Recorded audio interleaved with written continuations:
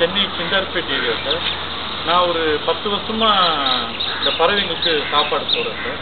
நான் ஒரு சின்ன வயசில் என் வீடு காரைக்குடி ஹவுஸு. நான் படித்து ஏந்துக்கும் போது என் வீட்டில் பறவைங்க சிட்டுக்குருவிங்கலாம் வரும். காலப்போக்கில் அந்த குருவிங்க வரவு கம்மியாயிடுச்சு. அதை நான் தேட மொட்டை மாடிக்கு வந்தேன். எங்கள் அப்பா இறந்துட்டார். அப்போ தான் நான் மொட்டை மாடிக்கு போக ஆரம்பித்தேன், ஒரு மன கவலைக்கோசம். அங்கே மேலே வரும்போது இந்த பறவைங்களை பார்க்கும்போது இந்த பறவைங்களுக்கு உணவு பற்றாக்குறை நிறையா இருந்துச்சு. சரி, இவங்களுக்கு எதுனா நம்ம போடலாம் சொல்லிட்டு நம்ம வீட்டில் இருக்கிற வேஸ்டேஜ் ஃபுட்டுலாம் எடுத்து வந்து இவங்களுக்கு போட ஆரம்பித்தேன். அரிசி, பழம், இந்த மீந்து போன வாழைப்பழம் அதெல்லாம் நம்ம போட ஆரம்பித்தோம்.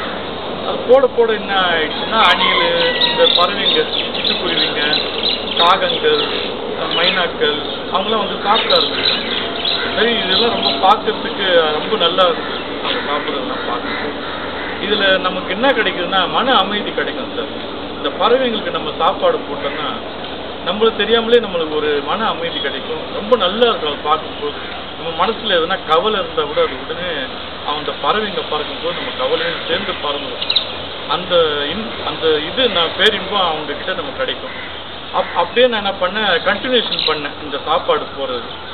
அது போடும்போது என்ன ஆயிடுச்சுன்னா கிளிங்க வரவு அதிகமாகிடுச்சு சார். நம்ம வீடு அந்த கிளிங்களுக்கு ஒரு நல்ல உணவு இடமா ஆயிடுச்சு. சரி சொல்லிட்டு நான் அப்படியே காலப்போக்கில் போட போட வருஷ கணக்கில் இந்த கிளிங்க வரவு 1000, 2000, 3000, இப்போ 6000 கிளிங்க மேலே வீட்டுக்கு வருது. காலை மாலை இவங்களுக்கு உணவு வழங்குறது சார். போக இவங்க டைமிங்லாம் எனக்கு தெரிய ஆரம்பிச்சது. என்ன டைமிங்க்கு இவங்க வருவாங்க, என்ன டைமிங்க்கு சாப்பிடுவாங்க, எல்லாமே நம்மளுக்கு க்ளீனாக தெரிய ஆரம்பிச்சிது. சரி, நான் அதே டைமுக்கு இவங்களுக்கு போட ஆரம்பித்தேன். இவங்க கீழே போட்டாலும் இவங்க